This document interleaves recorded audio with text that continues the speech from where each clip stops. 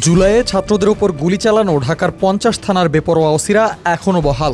হাসিনা সরকারকে খুশি রাখতে জুলাইয়ে যারা আন্দোলনরত জনতার উপর ঝাঁপিয়ে পড়ে তাদের বেশিরভাগই এখনও আছেন পুলিশের চাকরিতে, কেউ কেউ আবার পেয়েছেন পদোন্নতি। ঢাকার বিভিন্ন প্রান্তে ৫০ থানার এসব ওসিরা শত শত মায়ের বুক খালি করে নিয়োগ পেয়েছেন দেশের বিভিন্ন জেলায়। যেন জুলাইয়ের এমন নৃশংস কাণ্ডের পরেও পার পেয়ে যাচ্ছেন তারা।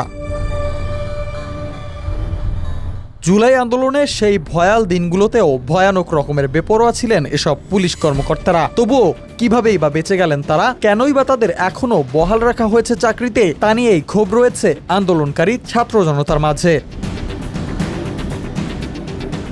জানা গেছে আন্দোলন চলাকালীন ডিএমপির ৫০ থানার দায়িত্ব পালন করেছেন ৫৮ জন ওসি। কালো তালিকায় থাকা এই ৫৮ ওসির মধ্যে ১০ জনকে শাস্তির মুখোমুখি হতে হয়। এদের মধ্যে গ্রেফতার করা হয়েছে মাত্র ৩ জনকে, পলাতক আছেন ৪ জন, বাধ্যতামূলক অবসরে দেয়া হয়েছে ২ জনকে, আর সংযুক্ত আছেন ১ জন।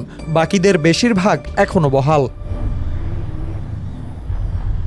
গণমাধ্যম সূত্রে জানা গেছে উত্তরখান থানার ওসি হিসেবে আবু সাইদ আল মামুন দায়িত্ব পালন করেন ২০২৪ সালের ১৪ অগস্ট পর্যন্ত। বর্তমানে তিনি চট্টগ্রাম রেঞ্জ অফিসে স্বাভাবিক পদায়নে আছেন। ১৯ অগস্ট পর্যন্ত ক্যান্টনমেন্ট থানার ওসি হিসেবে দায়িত্ব পালনকারী শাহিনুর রহমান এখনও লালমনিরহাট পুলিশ ট্রেনিং সেন্টারে কর্মরত। তুরাগ থানার ওসি বর্তমানে কর্মরত আর্মড পুলিশ ব্যাটালিয়ন সিলেটে। এছাড়া বাড্ডা থানার তৎকালীন ওসি মোহাম্মদ ইয়াসিন গাজী আছেন কক্সবাজার এপিবিএনে। নিউ মার্কেট থানার তৎকালীন ওসি আছেন শিল্প পুলিশ গাজীপুরে। শাহবাগের তৎকালীন ওসি এখন বরিশাল ট্রেনিং সেন্টারে এবং পিরোজপুর ইন সার্ভিস ট্রেনিং সেন্টারে আছেন মতিঝিলের তৎকালীন ওসি আবুল কালাম।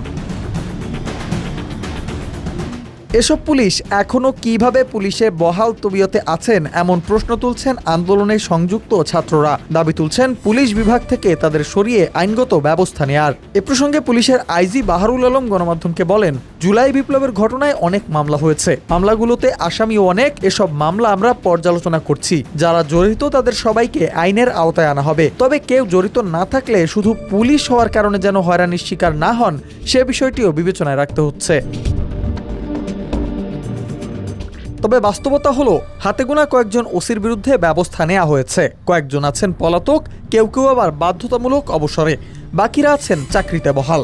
এমন গর্হিত বিতর্কিত কর্মকাণ্ডের পরেও কেন তাদের চাকরি থেকে সরিয়ে নেওয়া হচ্ছে না, কেনই বা তারা শাস্তির সম্মুখীন হচ্ছেন না, সেই প্রশ্ন এখন ঘুরপাক খাচ্ছে অনেকের মনে।